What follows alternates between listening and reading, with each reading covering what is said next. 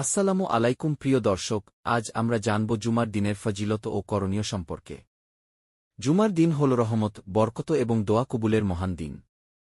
ফজিলত রাসূল শাহ বলেছেন, জুমার দিন হল সপ্তাহের শ্রেষ্ঠ দিন।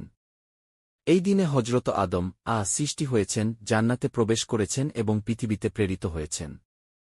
তিরমিজি হাদিস 491।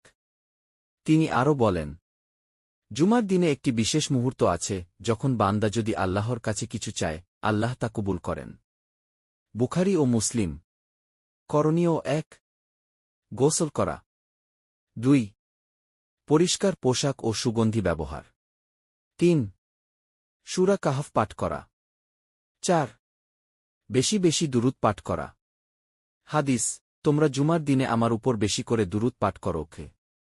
আবু দাউদ। 5, আগেভাগে মসজিদে গিয়ে খুতবা মনোযোগ দিয়ে শোনা। 6, আসর থেকে মাগরিবের মাঝে দোয়া করা, দোয়া কবুলের সময়।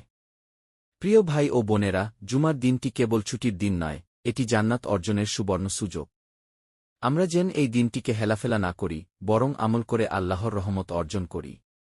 ভিডিওটি ভালো লাগলে লাইক দিন, শেয়ার করুন এবং ইসলাম প্রচারে অংশ নিন। কমেন্টে লিখে জানান, আপনি আজ জুমায় কি আমল করবেন।